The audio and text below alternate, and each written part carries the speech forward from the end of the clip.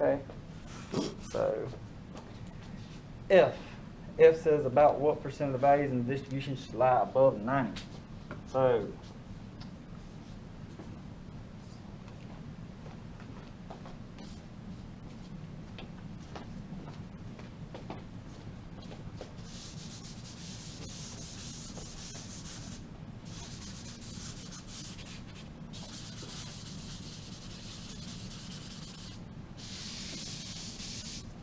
we're looking at above 90.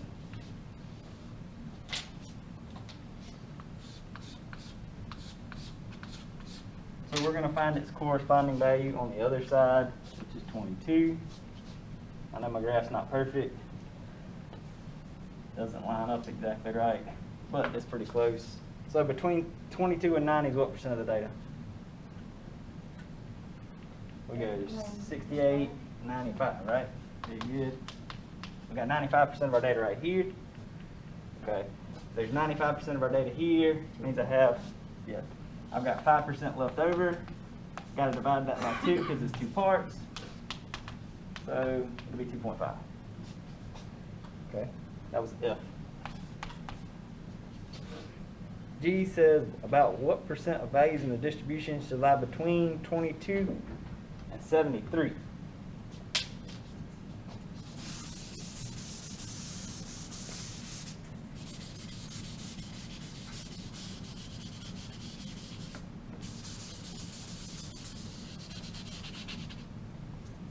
Okay, between 22 and 73. Okay. Looking at that area. This one's a little more tricky. We do know that between 39 here and 73 is what percent? 68. We've got this little percent here. Well, what percent is between 22 and 90? 95, right? Okay. If I subtract 95 and 68, I get what? 27, right? So that means that 27% is between here and here, right? Half of 27% is 13.5.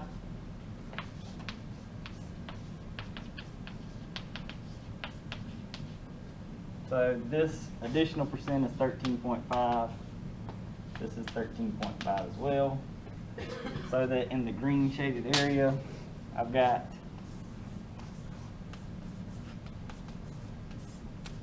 68 plus 13.5 should give you 81.5. I did that right? I think I did. Does that make sense? Okay. So that was G. Everybody okay with G? Everybody got it so I can erase it? Trying to keep the same graph on everything instead of drawing it 8 times.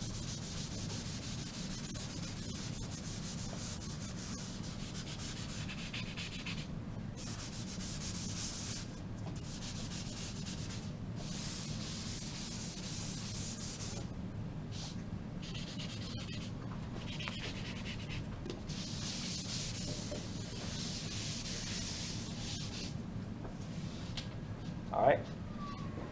H, about what percent of the values in the distribution lie between 39 and 5? 39 and 5. So between those two areas. Well, I know between 5 and 107 is 99.7% of stuff, right? Okay. Now, I also know that between 39 and 73, 68%, right? Okay. So I'm looking at it like, okay, got 68% here.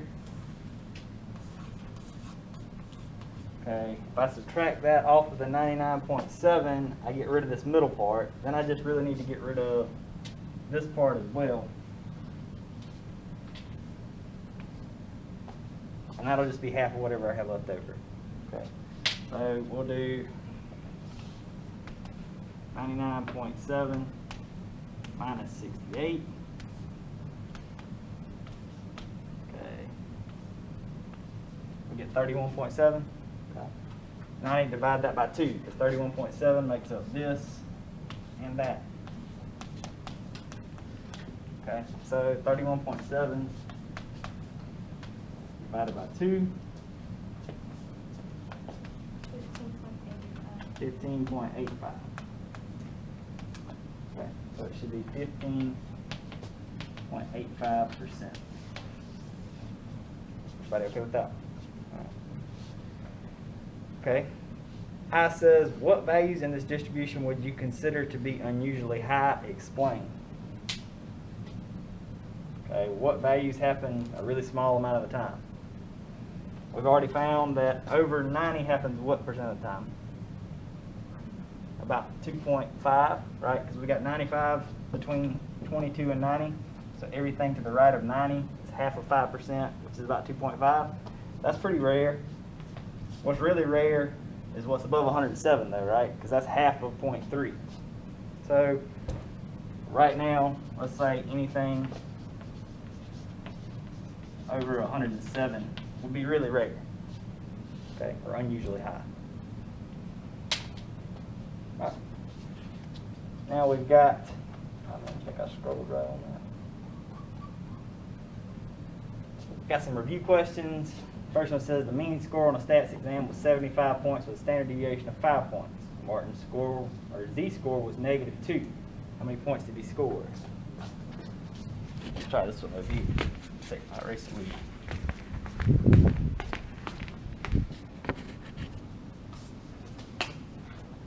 Okay, so his mean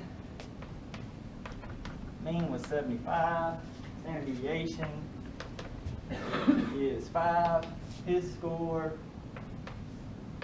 or his Z-score, was -2. Okay, what's the Z-score formula? Z equals X minus X bar over S, or your standard deviation. So you could say X minus U over sigma, same thing. Right. So we don't know what his X was, we know what his Z was. His Z was -2. Don't know what his X was. I do know the mean here is 75. Standard deviation is 5. Right?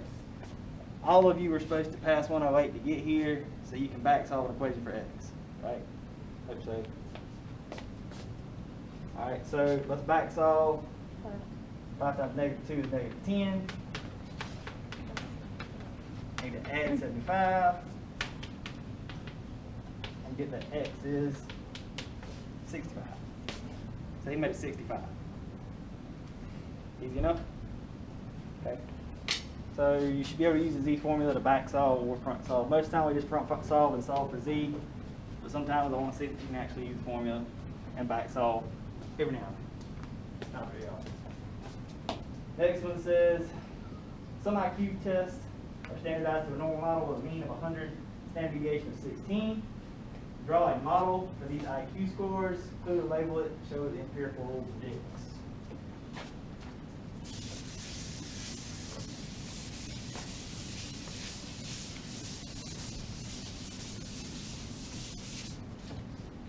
Okay, so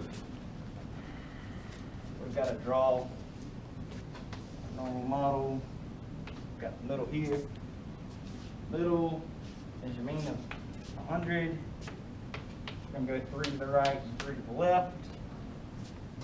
Standard deviation is 16, so I need to add 16 to each. So I get 116, 132, and then what, 148? Subtract 16, I get 84.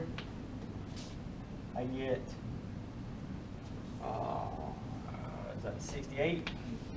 And I get, what's the next one? 52? Okay, and then I need to show what the empirical rule says. Okay, empirical rule predicts that there will be 68% of my data between these 2 points. Predicts that there will be 95% of my data between these 2 points. And 99.7% of my data between those 2 points. Hopefully that's easy enough for everybody. B says, in what interval would you expect the central 95% of IQ score to be found? Okay, 95% should be between, parentheses, 68 to 132. Put a parentheses, make it an interval. About what percent of people should have IQ scores above 116? Okay, 116 is here. That's a part of that 68 interval. So that means 68 minus 100 is 32. So about half of 32 is about 16, right? Okay, you need to take a few more steps to figure that out. Not a big deal. About what percent of people have IQ scores between 68 and 84? Okay, 68 and 84, similar to that other problem. Well, 68 and 84, see, I can subtract that 68 off of that 95. And then I can take whatever I get and divide it by 2 because there's 2 of these sections. Okay, 95 minus 68 is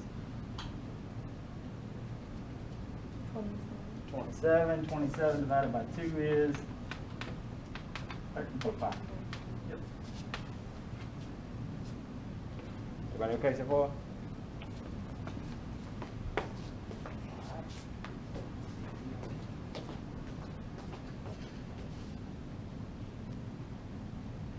E says about what percent of people should have IQ scores over 132? Well, that's 95% of our data is here. These 5% on the outside. Above this 132's, half of that 5%, which should give us a 2.5%, right? See what it did?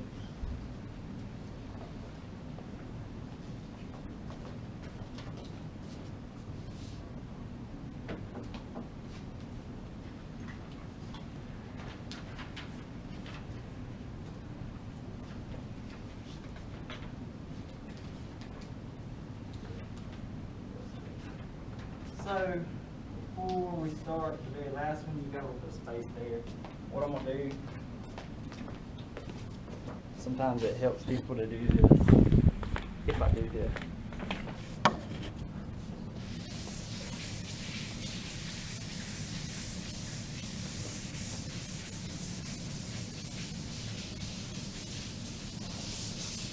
I don't expect you to memorize anything like this, but there's a handful of students every semester. It seems to really help if I do this. So here's your middle. So this is your mean, call it X bar or whatever. And then here's your 1 standard deviation, 2 and 3 to the right, 1, 2, and 3 to the left. Okay. So we know between this -3 and that +3 standard deviation, right, is 99.7. Okay. So 99.7 leaves you a 0.3 left there. You have to divide it by 2, so it leaves you with a 0.15%. So 0.15% is right there. Okay.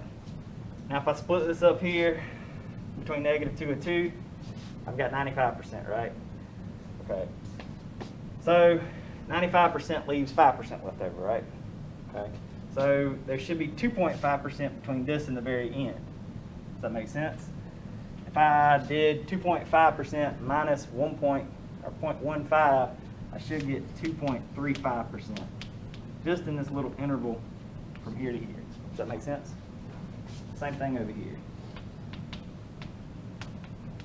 Okay. Now I've got 68% right here. Half of 68% is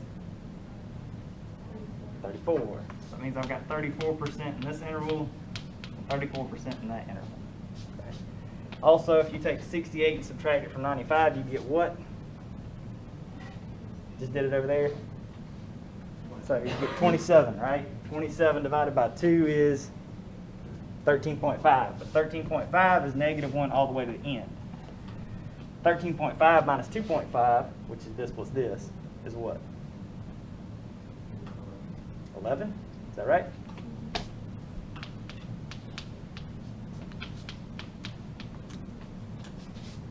that make sense? 34, 34 is 68. 68 plus 22 is not right. What did we do? Because this is supposed to be 95% right here, right? So what did I do wrong? It's not 11%. Okay, here to here is 95%. 95 minus 68. I don't think I was supposed to divide by that small thing again. I think it's 13.5.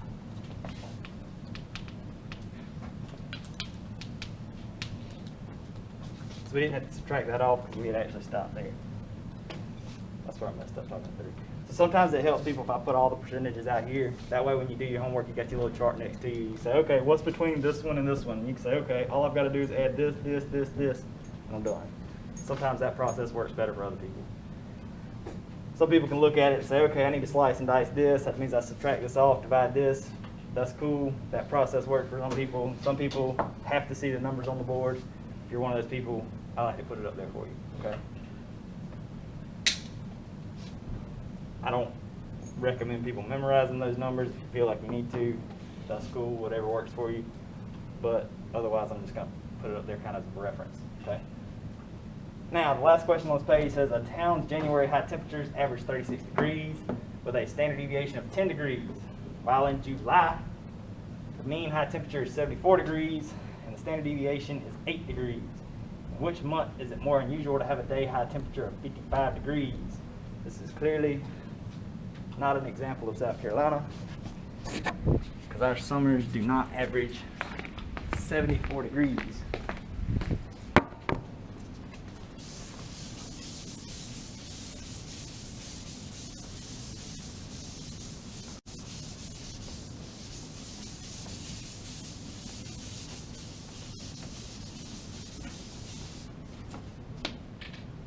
When I used to travel fishing, I went up to Ohio.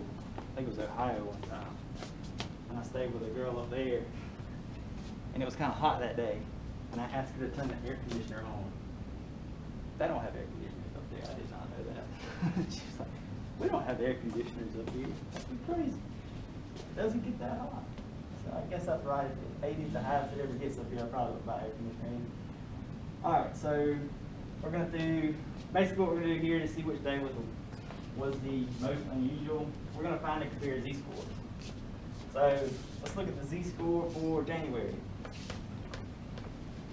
We'll look at the z-score for July as well. Okay. So the average in January is 36. Now the day that we're looking at is 55. So I'm going to do 55 minus 36 over a standard deviation of 10 in January. Okay. Now it's still going to be 55 degrees in July, but my average in July is 74. Standard deviation is 8. Okay.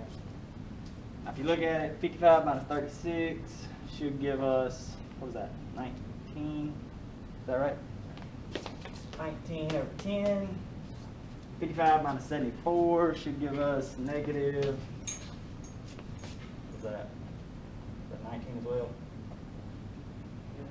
Yeah, so negative 19 over 8, okay? Type those in your calculator, you obviously get 1.9 here. Negative 19 divided by 8 should give you, somebody's going to have to hit me with that one. 2.37, so negative 2.37, okay? So you notice the difference in temperature is actually the same. The difference in temperature is 19 degrees higher, 19 degrees lower, but it's more unusual in July. It's further away from the mean. It's more unusual in July because the standard deviation of the summer is smaller. Okay. Sometimes you can't just look at the distance and say, okay, the distance is further away here. That standard deviation is going to come into a big factor. Okay, so if it's more unusual in July, have to use G-score.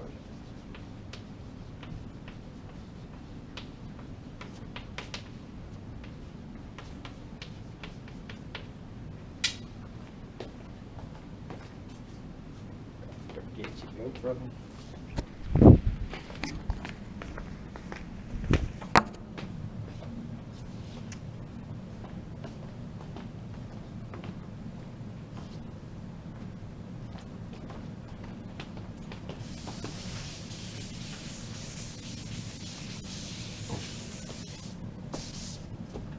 Wasn't Ohio, it was New York. It was New York. We were in upper New York at Lake Champlain. That's exactly where it was at. And it was cold up there most of the time. We had one hot day. Oh crap. Well, let's cancel that. Another interesting fact while I try to get out of here. If I can figure out how to do it. It moved. I sheared an engine off of a boat on that lake one time. 250. It was hanging on by one bolt.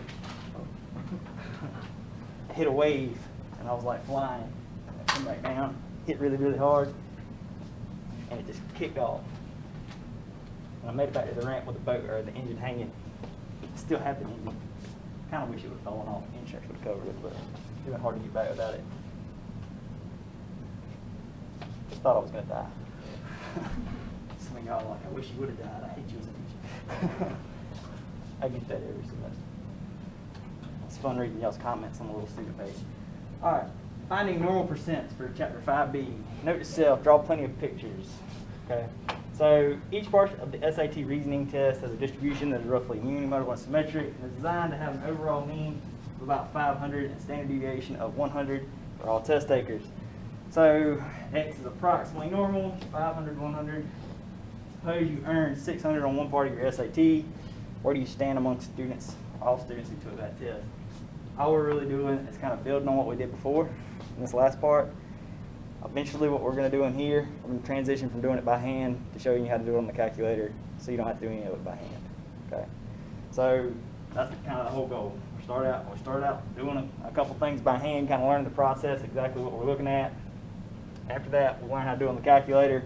We hit a few buttons, it'll be done. Okay. All right, so let's go ahead and calculate this. It says you can calculate your z-score, which is 600 minus 500 divided by 100, which is 1. But what does that tell you about your percentiles? Okay, graph the data and determine what percentile you lie in. So, okay, your average for your SAT reasoning test was 500, standard deviation of 100. So 600, 700, 800, 400, 300, 200. Okay. So you made whatever a 600, which is I think what I made on my English portion because I sucked at English. So here's where we're at. We're right here on 600. Obviously, we found the z-score. Z-score is 1. What does it tell you about your percentile? Well, what I erased, right? So I know between 400 and 600 is 68% of my data, right? But how much data is left of 600? Okay, so if you added all those percents up that we had before, you would get it, but obviously we don't have those written down right there, so let's just kind of start it slow. This is obviously 68%. This was what? 13.5, and this was 2.35, and this was 0.15. So you can add all those up if you wanted to from your chart. Obviously that's 2.5, which should give you up to what, 16%, I think. So you wind up with 68 plus 16%. Okay, 68 plus 16. We're looking at 84%. I'm sorry, what did you add 16? So 0.15 plus 2.35 is 2.5. 2.5 plus 13.5 is your 16. So all I did was 2.35 plus 0.15. That's 2.5 and then 13.5, 2.5, 16%, and that 16% plus that 68%. Lets you know that you did better than 84% of people, right? So this, does that make sense? So every time we have this graph, all those percentages are going to be the same? Yeah. Okay. Every time. Doesn't matter if these numbers change, those percentages always stay the same.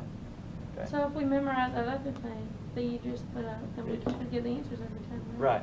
Okay. Or you could just eventually learn how to use your calculator and it'll do it all for you. Which is honestly, that's why I said you can memorize this if you want to, but if you'll hang on for like 30 minutes, I'll show you the 4 buttons and you'll be like, oh, wow. So what does it have to do with London? Okay, so where we're at here, we made a 600, the average was 500 with a standard deviation of 100. We want to calculate our percentile. You scored in the 18th percentile, the 14th percentile, the 81st percentile. We want to know what that means, okay? We're better than 84% of people that took the test. So we scored in the 84th percentile.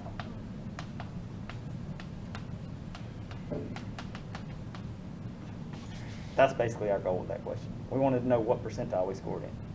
So in order to do that, we lined it up with our graph and we did it by hand. So we didn't even use the Z-score. No, you didn't. No. You got 3 methods you can do this by. You can line it up on the graph if you wanted to. You can use the Z-score, okay? Or you can use your calculator. And I'll show you how to use the Z-score here in just a second. And this part, I think. Okay. Okay, so a SAT score of 600 is easy to assess because it is 1 standard deviation away from the mean. However, what if you took the test again and you scored a 680? 680 lies between 600 and 700, so it wouldn't be an easy one just to go here and use our normal percents with, or empirical rule with, right? So we can figure that no more than 16% of the people score better than 600 by the same logic. No more than 2.5% of the people score better than 700. But we need to really be more specific than we didn't do any better than 16 or 2.5% of people, right? So the value doesn't fall exactly on 1, 2, or 3 standard deviations away from the mean. What we can do is look it up in the normal or table of normal percentiles or use technology. Either way, we convert our data to Z-scored before using the table. What is the Z-score for 680? So let's calculate real quick the Z-score for 680. Had 2 erasers in here last class. Let's calculate the Z-score for 680. I'll show you how to use a Z-table at least one time. Some of the people I have every semester wound up taking stats in high school, and they're just retaking it. Really, really like the Z-table. That's cool. I'll always have a few in my notebook. If you need one for like a test or a quiz, just raise your hand and say, hey, can I have a Z-table? But the calculator's easier, okay? If you really, really stuck on using your Z-table, that's cool. Otherwise, just use the calculator. So this is the Z-score for 680. Z-score equals 680 minus 600 over 100, so I get 180 over 100, which gives me a Z-score of 1.8.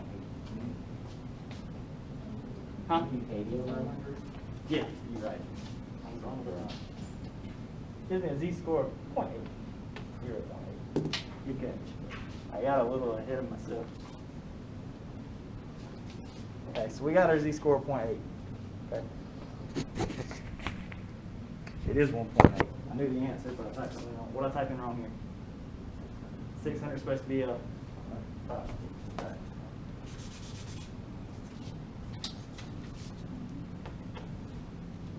So it is 180. Which does give you 1.8.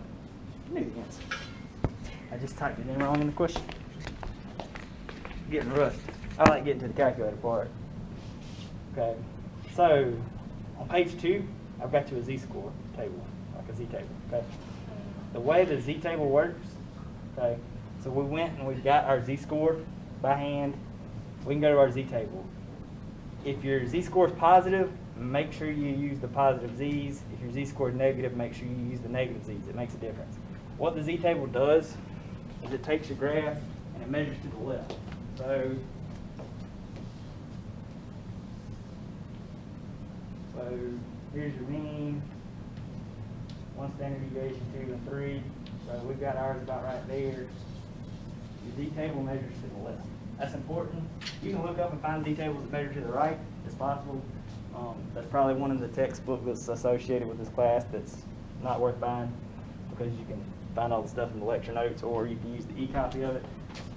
But this one measures to the left. The ones I give you will measure to the left. Okay, which makes a difference, because if you want the area to the left, it gives it to you. But if you want the area to the right, you need to subtract it from 1. Okay, and we'll get to that. But your calculator does it all for you, so you really don't have to worry about it too much. 1.8 is our Z-score. So it goes out to 2 decimal places. This is just your second decimal place. Ours is 1.8, so we'll treat it as 1.80 right there. Okay. If it was 1.85, we would need to go 1.8 and then go over to 5. Does that make sense? So ours is 0.9641.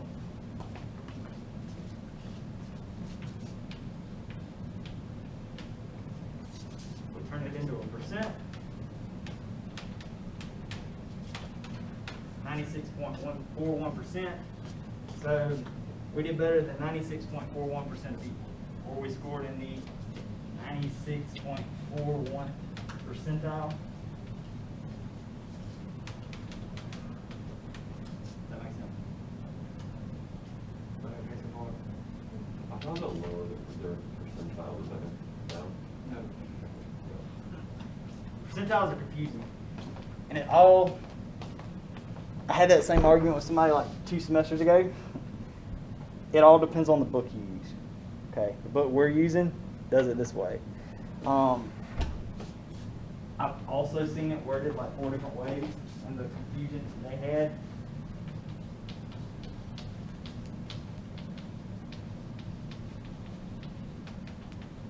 Their book was using language like that. You scored in the upper 16th percentile, which means that you were in the top 16th percent. Does that make sense? So I'm not an English person, so if you see it different, fair enough in another book. What is it? My math lab, my stat lab, you can actually do this one. That's the reason I showed you that one. Okay. If you've seen it some other way, fair enough. I don't want to have to leave a bad review today, but I would. Okay. So let's do my favorite thing. Let's look at how we can do it using the TI-84. Okay.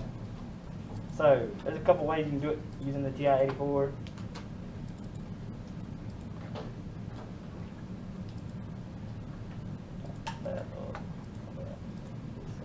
I'm going to show you 2 different ways to do it on TI-84. Okay. I'm going to show you the hard way first. I'm going to show you the easy way second. Okay. So increase the size.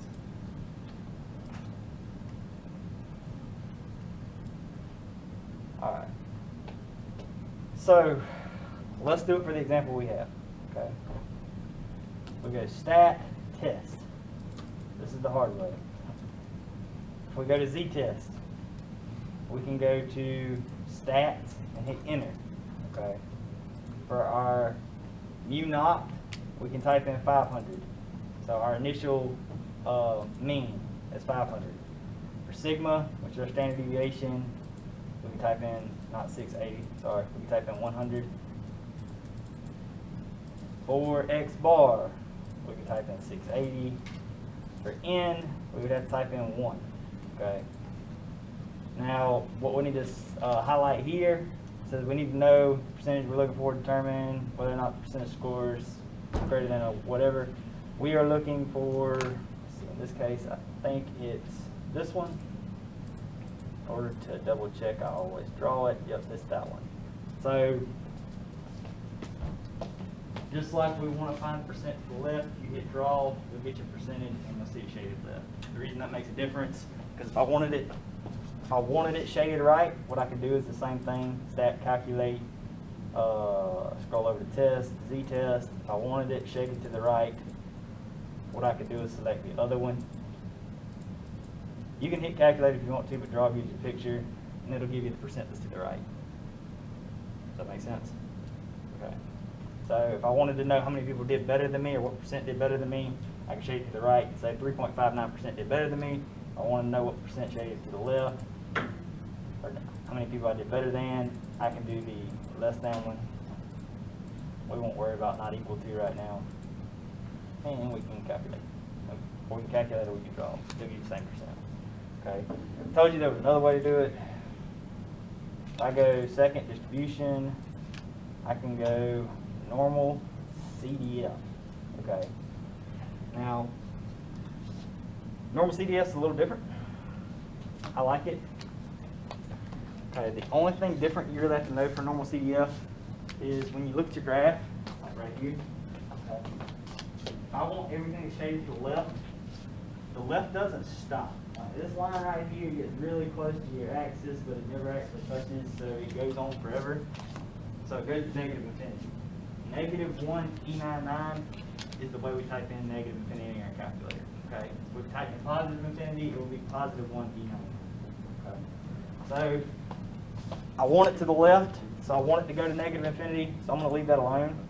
On my upper here, my upper is going to be that 680. Okay. My mean here, we said was 500, and my standard deviation was 100. Okay. How did you get there again? How did I get here? Yeah. I'm going to hit enter real quick. And enter one more time, show you it's the same number. Okay. But you go second distribution, or second bars, and then it's normal CDF. Okay. PDF will give you the wrong thing. Use normal CDF. Okay. Type all those in. Okay. Now, if you wanted to do it for some reason with z-scores, because you felt like finding the z-scores by hand, you could do that for both the z-test or the second distribution one. Second distribution, normal CDF. You could use negative 1E99. Your upper z-score is 1.8. The only thing you'd have to know there is with z-scores, your mean is 0, your standard deviation is 1. Okay. Most people don't do that. Most people just type in the information instead of going through the extra step of finding z-scores, right? Why do extra work when you can just type the information in and be done? Okay. I'm all about getting it the easiest way possible. I use normal CDF and like pretty much the whole rest of the time. I don't usually use the z-test, but some people like to see the visual of the z-test because it can give you the graph and show you shaded left, shaded right. Does that make sense? Okay. It's up to you which one you use. You can do it by hand. You can use the z-test, type it in like we just did. You can use normal CDF like I do 99% of the time. Okay? All up to you. And we would do plenty more examples so you can see how it goes in. Okay? I'm not going to do any more by hand. If you want to do more by hand, let me know. I don't sit there and make you do it by hand on a test or anything. I basically look for the answers. Okay? The main reason I cover it by hand is, one, I'm supposed to. Two, I do have some people that's taking it in high school. They really like doing it by hand. That's the way they learn to do it, and they're 100% confident in getting the answer that way. That's fine. Okay? All right. So, now, what if I need to know the proportion of SAT scores between 400 or 450 and 600, right? I could find the z-score for 600. I could find the z-score for 450. I could draw the graph of both, and I could try to find the area between, right? I could do it the really hard way by hand. Or I could say, I spent $124.99 on this calculator. I'm going to let it work for me, right? So that's what I typically do. So here's where normal CDF works really nice. If you go second distribution, normal CDF, you're lower here. You want to know what percent score between 450 and 600. Your lower is 450. Yours didn't show this. Does it just take you to a screen that looks like, hold on. I'll show it to you real quick. Let me type this in. If you have an older version calculator, Oh, I see. it probably takes you to a screen that looks just like that. Yeah. Yep. You have the old version of the calculator, so you have to memorize what goes places. It still works the same way. What goes first is your lower bound, 450. You throw you a comma in there. What goes next is 600. You throw you a comma in there. Your mean's next. Throw you a comma in there. Your standard deviations after that, and then you close it with a parentheses. It still works. Okay. So If you have an older version of the calculator, sometimes that's what it does. Okay. Sometimes I can update those older versions because I have, it's at the house, I have an older version with newer software, so sometimes I can hook them up and update it where you have all the options. Okay. Sometimes your calculator's too old for me to do that. Sorry. It still gives you the option to do it, you just don't have the nice little format to do it in. Okay. So like yours, I think I can do those sometimes, those dark black ones with the white little screen. Sometimes those will do it, but sometimes they won't. Okay. So, but those, the gray ones I can usually do. The little flat one, they usually have all the cool everythings. Okay. So, like I said, you just have to memorize what goes first. So if you had the program, you can go second distribution, normal CDF, type it in, lower, upper, mean, standard deviation, paste it in, hit enter, there's your answer. Otherwise, you have to know that lower comes first, upper comes next, mean, standard deviation. Make sense? Okay. So, the answer for this one.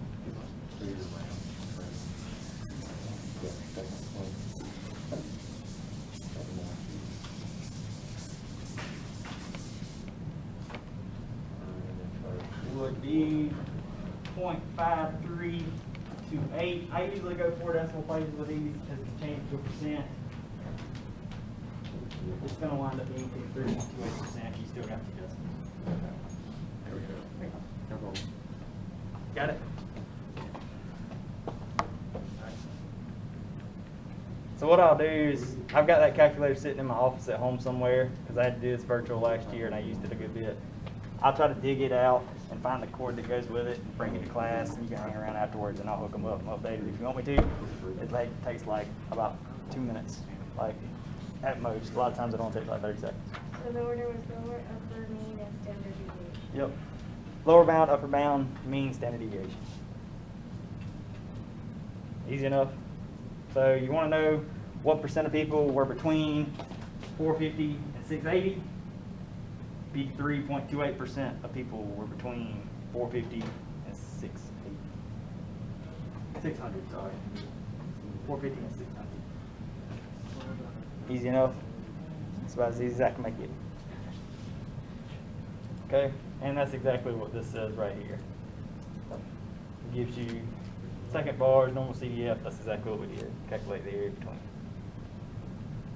Everybody okay? Now, I'm going to show you how to do this by hand. I'm going to show you how to do it on the calculator as well. So let's make it bigger so we can see it. It says, what if the college Jasmine wants to go to only accepts applicants with SAT scores in the 90th percentile? What would her score need to be? Okay.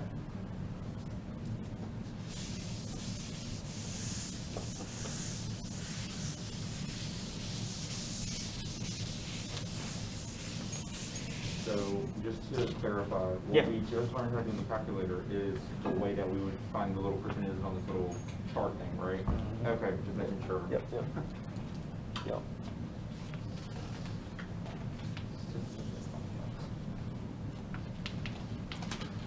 Okay, so she wants to score in the 90th percentile, which means she wants to do better than 90% of people, right? The 90% needs to be to the left this way. Does that make sense? She wants to score better than 90% of people. All right, everybody good with that? Okay.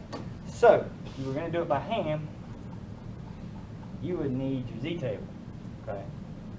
And what you would do, if you learned this in high school, you would start in your Z-table, want to do better than 90% of people, so 90% is to the left. I need to go in here and find 0.900, or as close as I can get to it. If I look through here, closest I can get to 0.900 is this 0.8997, right? I'm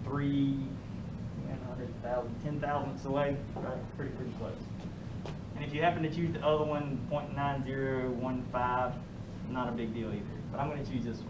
Okay, so that is 1.28. Okay, so I get a Z-score of 1.28. Okay, I'll write that 8 a little better. Okay, I know I need a Z-score of 1.28 to score in the 90th percentile. I can work it by hand. I can work it by hand and get the answer. That's what I really want to do. So I can say, okay, 1.28. Let's see here. My mean was 500. I don't know what I need to score, and I know my standard deviation is 100. And I can back solve, right? So I get, okay, 128 equals x minus 500, so that x equals 628. Okay, so to be in the 90th percentile, I need to score 628. Okay, so you can use the z-table, you can work it backwards. Or, you can use a calculator. Pull it up. I'm going to do second distribution unit, second bars. Instead of doing normal CDF, I'm going to do inverse normal, because I'm going to go backwards. I'm going to invert it, because I was inverted. Getting way too old. Nobody watches Top Gun. Okay. So the area I want here is 90%. I have to type it as a decimal, 0.9. Okay. My mean here is 500, and my standard deviation is 100. Okay. If you have a calculator, a newer calculator, it gives you 3 options for the tail, left, center, right. If you have an older calculator, it probably just doesn't even give you that option. It probably just says area, mu, sigma, paste. Okay. If you have a really old calculator, it might just do inverse norm, parentheses. In which case, you have to know the 3 things when you type in. Okay. All right, I'm going to paste it in. I'm going to do left because it is to the left that we want to read that 90%. And you notice we get 628.155. That's because it doesn't round the z-table round. Okay, so we estimated with the z-table. Here, it gets it exact. Okay, everybody good? I would use the calculator. Got an option, you can solve by hand, use calculator. Make your life a little easier, use the calculator. All right. So just to, Yeah, what you got? go over it again. So the previous one was to find the percentile, and the inversion norm is to find the Number, the yeah. number. Yep. So, and that's exactly a good point. Usually, I don't know if it's this question or the next one, but usually what I do, yeah, right around here. So, just like she said, to go, if you want to go from, let's see, here we started with, what do we start with here? Percent, yep, pull this back up. You're going to go from a percent, and you need to know the number value that you need. You're going to use inverse norm, right? If you have the number value first, and you need to find the percent, you're going to use normal CDF.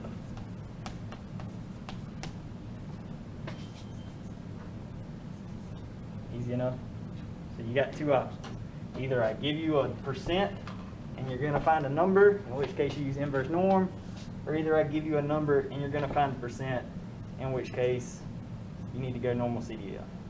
Okay? So that's pretty much as simple as I can make it. Just don't get them confused. Okay? All right. So where are we at? Okay, we're right here. So we're getting a few examples. Everybody okay? What you got? How do you get it to say left to the inverse norm? You got an older calculator? So what does it look like? It doesn't have to go left. Doesn't have to work. Yeah, the older calculators won't. Okay. So if you have like the little fancy thin one like he's got,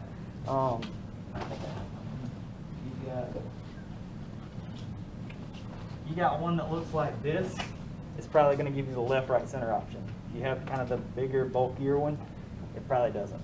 Okay. And then the order calculator is first, for civic. the mean. So look, for inverse norm, you're going to do the percent, and it needs to be as a decimal. If you don't use it as a decimal, it's not going to work. Then you need to know your mean and your standard deviation. Okay. You won't be able to type, if you use the little letters on there and type in left or right, it's not going to know what you're talking about. Okay. So the newer software has a left, right, center option. The older software doesn't. So this is all you'll have to type in. The older calculator assumes it's to the left. Okay, just like the Z table assumes it's to the left, the older calculator assumes it's to the left. You'll see why the newer calculator is kind of nifty here in the last couple examples. It does a little couple extra steps for you with that left, right, center when we get there. With the older calculator, you'll have to do a little more work by hand or either in your mind. Okay, and I'll show you how that works. We okay so far? I like that y'all ask questions because most of the time I just get people that sit there and stare at me. Okay, so this example says, assume the cholesterol levels of American women can be described by a normal model with mean 188 milligrams per deciliter and a standard deviation of 24. Okay, so we want to first write it X is approximately normal something something. That's a pretty easy part. Hopefully everybody will get that right. I'm going to ask you that on test or quiz.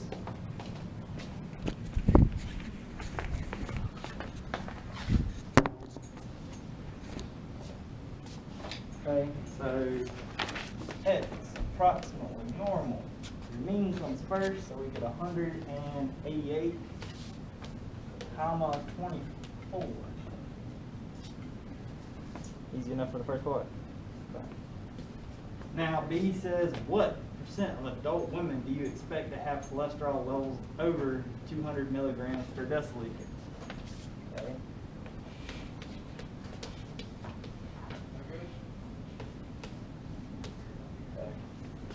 So, is this a number or percent? It's a number, right? So we're going to use what? Normal. We're going to use normal CDF. Okay? So we're going to go normal CDF. Alright.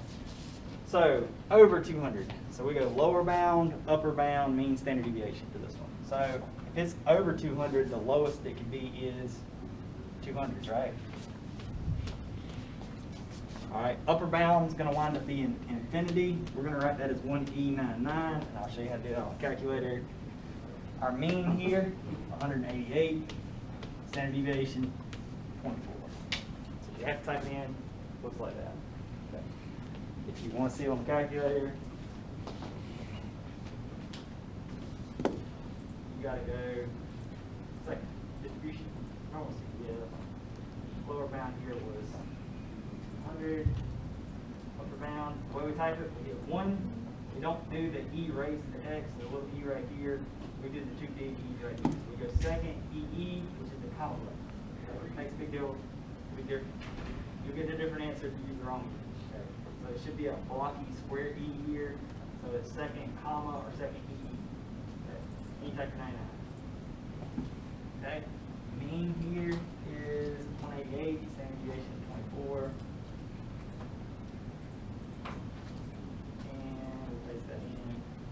We get 30.85, 0.385.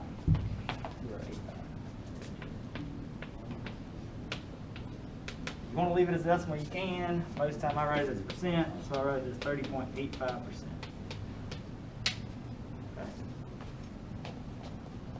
Hope this is easy enough. All right.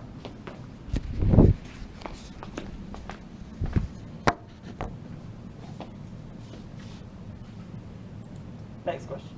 It says, what percent of adult women do you expect to have cholesterol levels between 150 and 170 milligrams per deciliter? Yep, so it would be normal CDF. Lower bound is 150, upper bound is 170. Then your mean, standard deviation. Everybody good with me so far? So, second distribution, normal CDF, 150, 170, and it's 16.995. If you rounded it to 4 decimal places, it'd still round up to 17. So 0.17, 17%. Make sense? Everybody okay so far? And the reason we do this is because sometimes we can't just look at the empirical and get the exact. Exactly. So if you can't, if it's like 150 and 170 is not exactly on a standard deviation, so if you graphed it by hand and tried to do it with the empirical rule, it wouldn't wind up very pretty. So like I said, you can find the z-score for it, go to the z-table, use the estimations from the z-table to estimate each, subtract both from each like we were doing in the very end of first part of chapter 5, and then kind of get there. But we have computing software, so we kind of just cop it out and say, okay, let TI do it, right? So this isn't like when I had to do it, because I was a math major and I did statistics as my degree when I went to get my master's. I never got to use a calculator, so I always, like from the time I started college all the way through the end, never got to use a TI, so I actually had to learn how to use it so I could show y'all how to use it. But we had to do all this by hand. We didn't get a z-table sometimes. It was kind of a pain. So y'all get to use it. It's not about y'all crunching numbers. It's about y'all knowing and saying, okay, I can get this percent. Then kind of, we'll get towards the end and we'll learn how to interpret the percent, right? So basically, if you was here, okay, you're looking at cholesterol levels of American women, right? A lot of people that take this class take nursing, right? So the whole idea is you say, okay, if I've got a bunch of people scoring between 150 and 170, that's only supposed to happen 17% of the time. Do I need to be alarmed, right? Does that make sense? Okay. Or if you got a person that comes in and says, okay, my cholesterol level is 190. What percentile do I lie in? You can find that, right? Not that you're going to be a nurse carrying around a TI 84 in your back pocket or anything, but if you needed to find it, you could. All right. So I think y'all do use what we do in the end. We get to something called, what is it? Like p-values and stuff. I think they use p-values in the nursing department a lot. But that'll be towards the end of the semester. And calculator does that for you too. Okay. D, estimate the IQR of cholesterol levels. Okay. This is probably one of the most involved ones you'll get. It trips a good bit of people up. And it's really just because it requires a little bit of thinking. Okay. So IQR is what? What minus what? Yeah, IQR is Q3 minus Q1. Okay. Now, we obviously don't know what Q3 and Q1 is, right? But if you remember your box plot, right? It's drawn like this. Q1's here, Q3's here. Probably got a whisker on each side. Don't have to, but you might. How much of the data, or how Q1 is bigger than how much of the data? 25, right? Because there's 25% here, 25% here, 25 here, and 25 here, right? That means Q3 is bigger than how much of the data? 25, 25, and 25 gives you 75, right? Okay. So if I can find the number that associates with 25% and the number that associates with 75%, like that, I can just subtract 2, right? Okay, calculator do that for me. If I'm going from a percent to a number, I use inverse norm, right? So let's use inverse norm for Q1 and Q3. So for Q1, we'll do inverse norm. And percent comes first, then your mean, your standard deviation. So Q1% is 0.25. Your mean here for this one was 188, standard deviation 24. Okay. Q3, same thing, inverse norm. Only thing that's different, percent for Q3 is 75%, 188, 24. Okay. Let your calculator do the work for you. 0.25, 188, 4. Paste in. There it is, right? Okay. So then we'll do second distribution, inverse norm, and we'll change that to 0.75. Paste in. There it goes. Okay. So our Q1 was 171.81 our Q3 was 204.19. Find my IQR, just subtract those numbers. Does that make sense? So I can do 204.19 minus 171.81.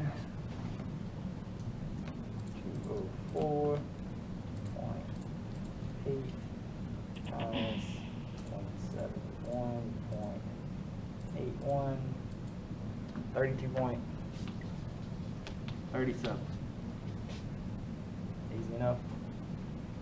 Calculator does most of it for you, but you do have to know how to use calculator. You got to see the problem and say, okay, I need to use this function on my calculator. Okay, so you can't blindly go through it, but if you know what to do, you can use your technology to work through it. Okay? Easy enough. If you have the newer style calculator, here's where you can have a slight advantage. Okay. What percent of the data is between Q1 and Q3? 50%, right? 50% of the data between Q1 and Q3. If I go second, distribution, inverse norm, 0.5 between in the center, it gives me both of them without having to do as many keystrokes. Does that make sense? Okay. So that's where it can be a little nifty, a little easier for people that have the left, center, right option. Okay. Other one still does it just fine. Okay, so we've done D. E says above what value are the highest 15% of women's cholesterol levels? Okay.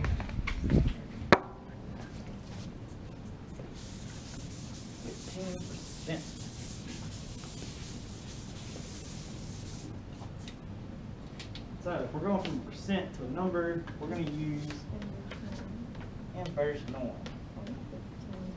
Okay, we've got our percent that goes here, our mean is 188, standard deviation is 24. Let's assume we have an old calculator. Okay, we don't have the left, center, right option. It automatically assumes we're measuring to the left, right? So y'all's left is that way. Okay, so it says, question says, highest 15%. Okay, highest 15%. Right. That's measured to the right. Okay. If you have a calculator that only measures to the left, you have a value to the right, what do you got to do to it? From 1 or 100, right?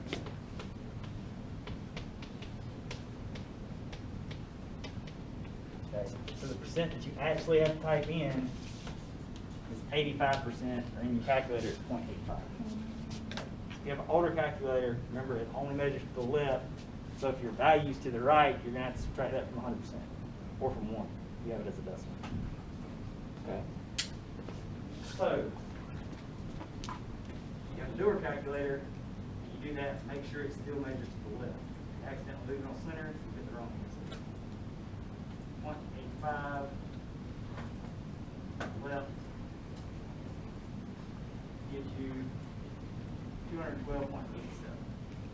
Like I said, if you have a newer calculator, the cool thing is you don't have to do that extra step. You can go second distribution, inverse norm, 0.15, recognize that it's to the right, say that you want your tail to the right,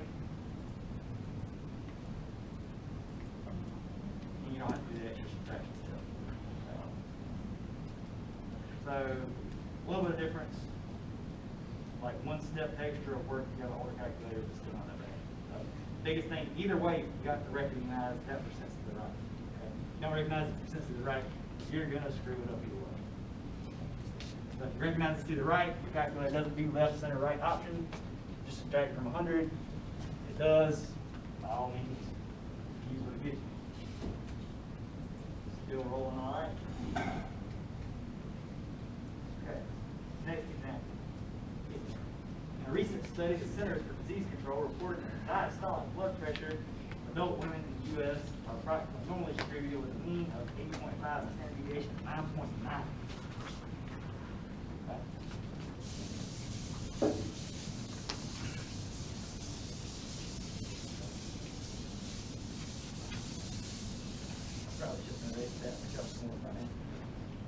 Okay. So we need to do x is approximately normal, mean standard deviation, and then all the rest of the stuff too. Okay, your mean here, it says that your mean is 80.5, standard deviation is 9.9. Please don't get that part wrong. That's like a give me of all give me's right there. Yeah. So A says what proportion of women have blood pressure lower than 70? Lower than 70. Okay, we got a number, we're going to a percent. We're going to use normal CDL. Okay. Lower than 70, what's my lower bound? -1. Yep. Negative infinity, right? So -1 E99 up to 7. It's lower than 7. It means the highest it can be is 7. If you struggle with bounds, if that's something you struggle with N108, you're going to want to go back and review that and try to get it as straight as you can. Okay? Because I see that a lot too. People say, oh, it's lower than 70. It goes from 70 to infinity. I'm like, nah, not quite. Right? Make sure you get your bounds right. Then all you got to do is type in your mean standard deviation.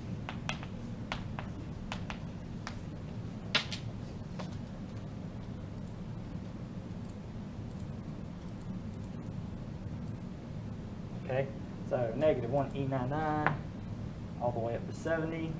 My mean here is 80.5.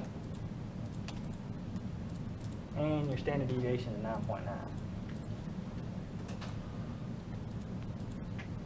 So you should get 14.44%.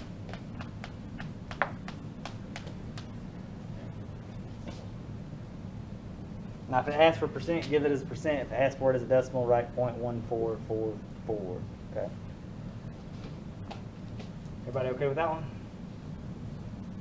What I will tell you as well, and I'm not sure if it still offers it, but if you're doing your homework and you get stuck on a question and you do like the help me solve this feature, which it sometimes offers, it doesn't sometimes, it's going to show you how to do it by hand. It's not going to give you the calculator keystrokes, okay? If you get stuck on a homework and you try to do the help me solve it, or you try to Google search the homework question or whatever, it's going to walk you through the step-by-step hand method, which is going to look completely different than what we're doing here, okay? So if you get stuck on homework and you can't figure out what to type it in, the best thing to do is just shoot me a screenshot of it and say, what am I doing wrong, right? And then I can say, okay, you probably just hit this button wrong. Instead of you having to learn to do it by hand method, it's all one homework wrong, okay? Not that that's a bad thing, but I get a lot of people like that'll do it by hand and stuff on the homework and watch all those little intro stuffs and get really confused. What proportion of women have blood pressure between 75 and 90? Still going to use normal CDF. Lower bound here is 75. Upper bound is 90. 80.5 is my mean. 9.9 is my standard deviation. All I got to do is type it in. Okay, normal CDF, 75, 90. All the rest of it pretty much stays the same. And you get an answer of 54.21.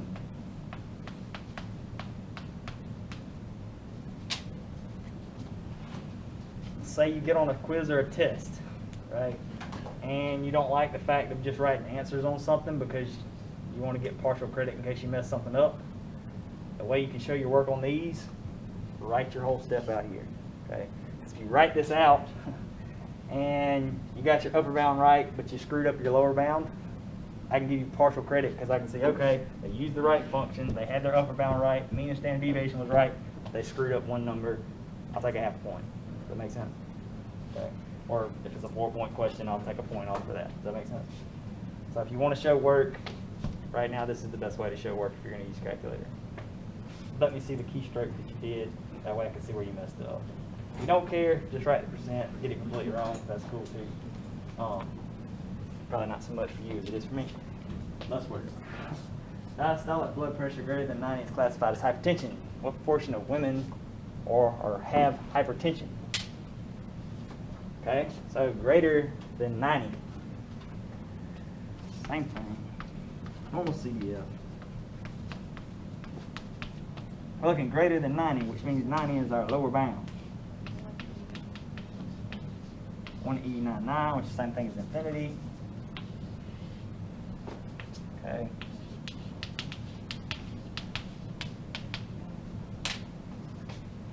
All you got to do at this point is type it in. Normal CDF, 90, 1 second E99. All that stays the same. We get 16.86%.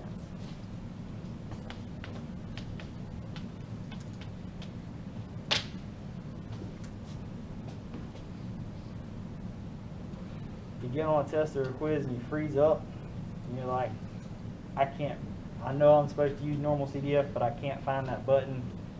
Raise your hand. I'm not a horrible person. I'll show you how to get there. Okay. Can't figure out where the E button's at. They can't. Raise your hand. Raise your hand. I'd rather you ask me what's trying to get to. Second distribution. Normal CDF. No, they're not right now. Oh, the E button? The E button. Okay. It's like for a second. Better than you. Okay, thank you. Yep. All right, so don't ask me what button do I press here there. Say I need the normal CDF button. If you don't know which button to press, I'm not going to tell you which button to press. But if you know which button to press and can't find it, I'll help you get there. We want to find, is it unusual for women to have blood pressure lower than 65? Okay? Lower than 65. Still going to use normal CDF. Lower bound, negative 1 E99. 65. Paste it in there. So, lower than 65, about 5.87% approximately of women have blood pressure lower than 65. You think that's pretty unusual? That is a pretty small percent, right? So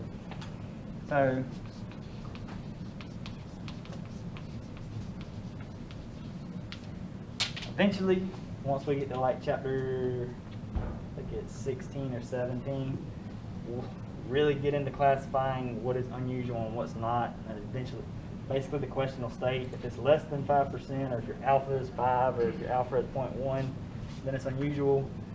Here, if it seems low, give me the percent and then say it says low. That way, 1, I know that you found the percent, okay? And 2, I can say, okay, he thinks that percent's low, that's fine, right? If you wound up with anything over 10%, it's probably not that low, okay? Right now, 10% or less, I can go for low. Eventually, we'll probably get around 5% being low. Find the 30th percentile of the blood pressures, okay? 30th percentile means you did better than what percent of people? 30, yep. So, I'm gonna erase this, stay on the set so I don't have to move my camera.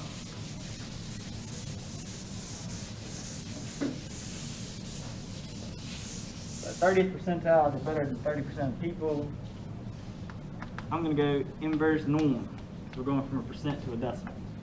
Better than 30% of people means 30% to the left, okay? Mean and standard deviation.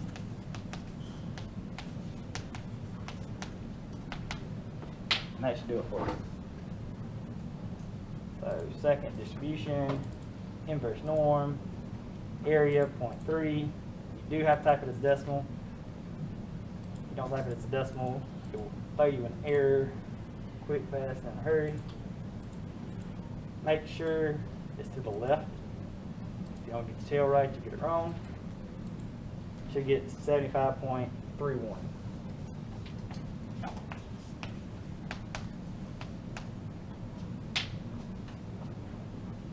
Everybody okay with that?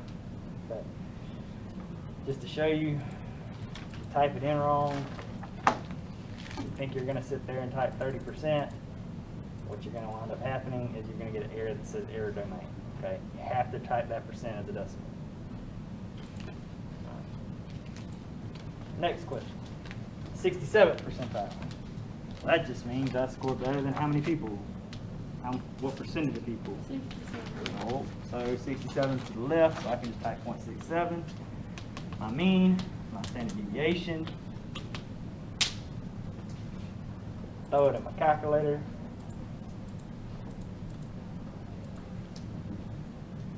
.67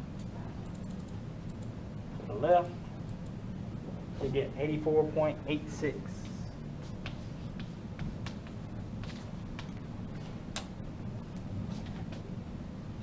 Easy enough.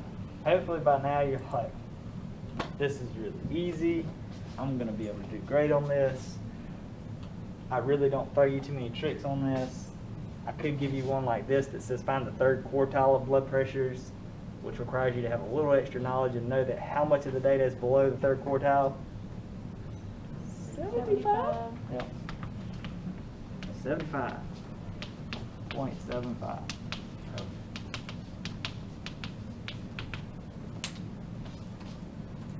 Know that little factoid, and all you have to do is type in your calculator.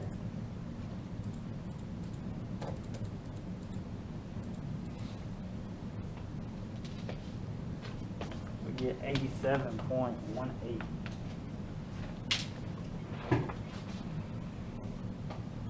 Easy enough, I hope. So, when would we need to put the right on the calculator? Okay, so I think we'll get to one in a minute. But we would need to put the right if it said instead, if it said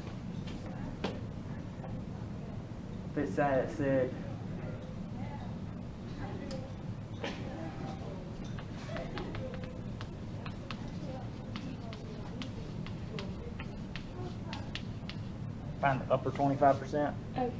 That would be the 25% that's to the right, which would mean you'd either need to hit the right button or to either do 25% minus 100% and use that 75% to the left. Okay. Okay. Most of the time, there it is. We're back. All right, next example. According to a recent National Health Statistics report, the weight of male babies less than 2 months old in the U.S. is normally distributed with a mean of 11.5 pounds and a standard deviation of 2.7 pounds. Okay. Like I said, please get this first part right. It's a give me.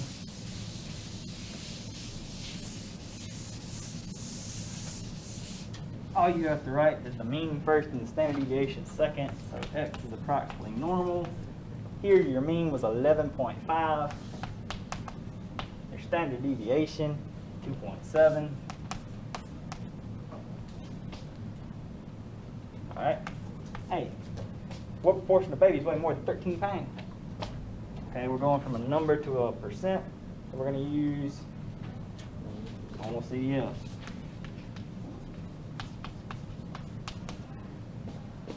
More than 13. 13 is your lower bound. Infinity is your upper bound, so we'll use 1E99. 11.5. 2.7. Easy enough. Awesome. Okay. What proportion of babies weigh less than 15 pounds? So your upper bound will be what? So lower bound should be your negative 1E99. Upper bound should be 15. 11.5, 2.7. Okay. Gonna take for granted that by now you should hopefully know the buttons on your calculator. I'm writing it down, so if you need to reference it, you can. You can find the percent. What proportion of babies weigh between 10 and 14 pounds? Same thing. Normal CDF, 10 to 14, 11.5, 0.7. Should get really repetitive by now, right? Is it unusual for a baby to weigh more than 17 pounds? I don't know. What percent of babies weigh more than 17 pounds? Let's find out. More than 17. So 17, 1E99, 11.5, and 2.7. Might actually do that. So, second distribution. Normal CDF. 17, 1E99.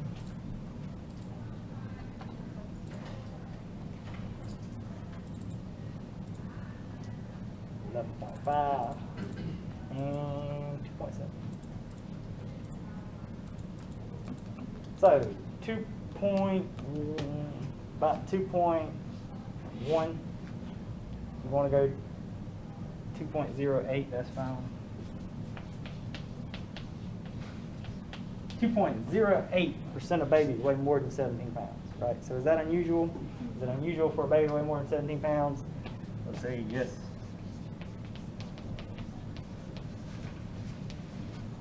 Pretty unusual, right? Find the 81st percentile of baby weights.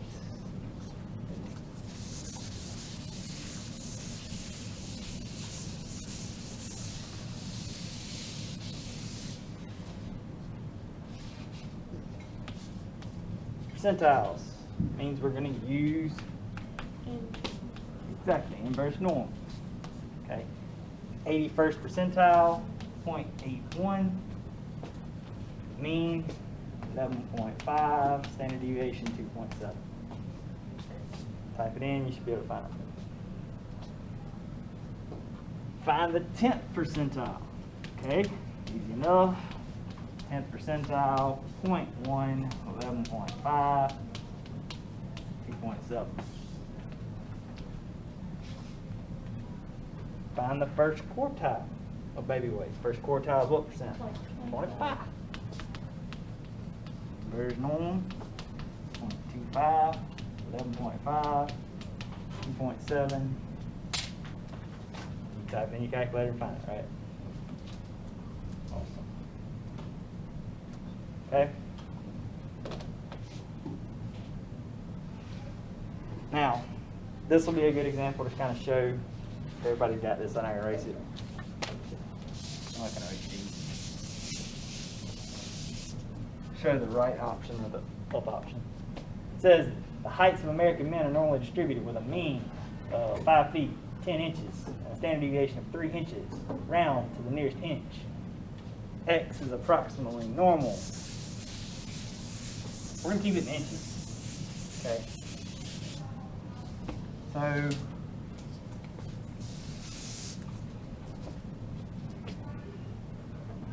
if you're using your calculator, or even if you're doing it by hand, if you type in 5 feet 10 inches, there's no good way to type it in. Right? You need to say standard. You either need to keep it in feet, do it as a decimal, or keep it in inches, whatever. I'm going to keep it in inches here. So I'm going to say X is approximately normal, 70 and 3. Okay. 16% of the heights are over how many inches tall? So I've got a percent. I'm going back to a number. Right? Percent to a number. I'm using inverse. Okay. Now, either I'm measuring to the left, or I got a fancy calculator that can measure to the right. I'm going to measure to the left. Take it the hard way. 16% of heights are over how many inches tall? What percent do I need to use?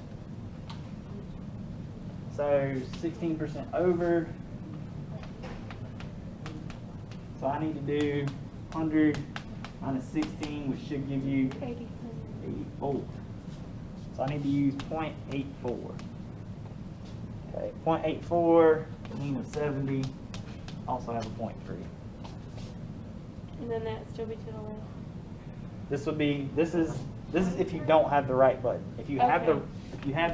the option for the right button, You would do 0.16. yeah, you do 0.16, 70, 0.3, right. Okay. Okay. 0.3. Why did you change it to 0.3? I'm sorry, because I accidentally had a smudge on the board right there, and I was copying. There's 3. 0.8473, or if you have the right option, you can use 0.1673 and then indicate that it needs to measure to the right. Okay, so 2 options for that. That's 8. Let's look at B. 45% of heights are over how many inches tall? Same thing, inverse norm. Okay. 45 are over, so I need to actually use 55, right? Okay, 0.55, because 100 minus 45 is 55. Okay, same thing, 73. You have the other option. It's perfectly fine to use inverse norm, 0.45, 73. Right. Right. 85% of heights are over, follows the same thing. Okay, so only thing, if you're gonna do it to the, if you're gonna use your right button, you can use the 0.85. If not, you have to use 15.15. Awesome.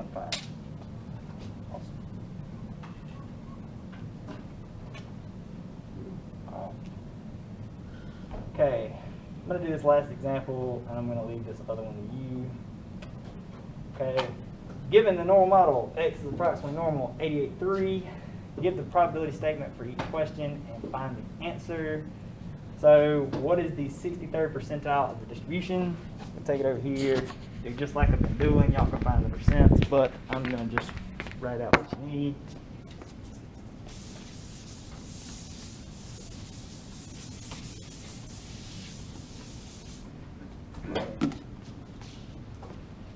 So, okay, what is the 63rd percentile of the distribution? Okay, so the 63rd percentile, I'm going to use what? Going from percent to a decimal, so inverse norm, 63rd percentile, so 0.63, mean here is 88, standard deviation of 3. D. What is the cutoff value for the top 15% of values in the distribution? Okay. Still talking percent, so I'm going to use inverse norm. Okay. Top 15% means I need, if I don't have the left, right, center option, I need to use what? 0.85. Right. 88.3. If I have the 15% option, or the left, right, center option, I could use 0.15, 88.3, and then right. Okay. So either of those are fine depending on which calculator you have. What is the cutoff value for the bottom 10% of values in the distribution? Okay. Inverse norm. Bottom 10%. If I don't have the left, right, center option, I need to use 0.1. it's still 10%, right? No change on this one because it's bottom left. 88.3. You have the option, make sure that you actually switch it to the left, don't leave it on the right. Because you can mess yourself up. I see people that have the option forget to change the option a lot, so don't forget that you do have to change it. Okay. Middle 85% of the distribution lies between what values? This is the one that we need to focus on here. I'll take it over here. Well, I can use the calculator at the same time.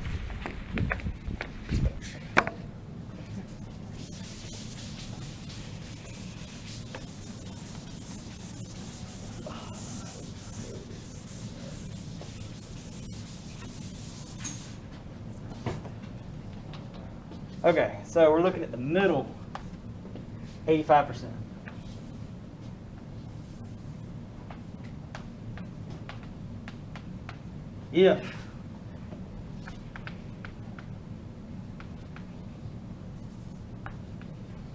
If you have the calculator that has the 3 options, this is where you really get your big advantage. And then, I think it's center. Second, distribution, inverse norm. Yep. 0.85, 88, 3, and make sure your tail says center. Okay. And it's going to give you your 2 answers, one of which is 83.68. The other of which is 92.32. Super simple if you have that. If you don't, this one does require a decent bit of extra work. So if you don't, you can only measure to the left, and you have to find 2 points. The 2 points that make 85% the center. So you have to find this point, you have to find that point. Okay. If I'm measuring to the left of this point, how much is to the left of that point? So 0.85 is in the middle, leaves how much left on the edges? 7.5. Yeah, so it'd be 7.5 because there's 15% left on the edges, right? So the first one you're going to type in is inverse norm 0.15, oh, sorry, 0.075, okay, and then 88.3. Okay. The second one you're going to type in is inverse norm. We need this point. So this point is going to be 85 plus 7.5. Okay. So 85 plus 7.5 should give you 92.5. Is that right? So 0.925, 88.3. So if you do it, second distribution, inverse norm, first one's 0.075, and it's left, not because there's automatically assumed left. You get that first point. The other one is 0.925, and you get the second point. Okay. So, like I said, if you have the newer calculator with all the options, it can definitely pay off here with a little less work. If you don't, my advice, draw the picture, put the percent in the middle, and use the picture to help you figure it out. Okay? You can try to figure it out in your mind if you want to. If I'm doing one of these quizzes or whatever to make sure that y'all, you know, it's fair for y'all, I still draw the picture. Okay? All right. Find the lower quartile, upper quartile, and IQR of this distribution. We've done one like that. Remember, the lower quartile is 0.25, so you're looking at inverse norm 0.25, 88.3. That's your Q1, Q3, inverse norm 75, 88.3. IQR is just Q3 minus Q1 once you find them, right? Everybody okay with that? Awesome. Sounds good to me. Okay. So, what I'm going to get you to do, this last page, take it home, do it as a quiz, bring it back Tuesday. I'll take them all in, and if you want to print you an extra copy, you can, because as soon as I take them in, I'll go over them. And then we'll have your test. I think your test is scheduled for next Thursday, if I'm not mistaken. Okay, so that'll work. Okay, so take this last page, number 7, do as your take-home quiz over the weekend. If you have any questions, email me. One thing I will point out here, okay, for question number 2, 65.9 is your mean at rest, 9.7 is your standard deviation. Okay, so plus or minus, so you go left, right, standard deviation. Same thing here. During dynamometry, your mean is 72.8, standard deviation is 16.4. Okay. This is on Blackboard, right? Yeah, it's on Blackboard. Yeah. Okay. And if you really, really need me to print it out for you, you can stop by my office after class and I'll print it out for you. Okay. All right. Other than that, y'all have a good weekend. Like I said, if you have any questions on this, email me, let me know. I'll try to help you out with it. So if you can, don't cheat. And I will see you on Tuesday. Stop it.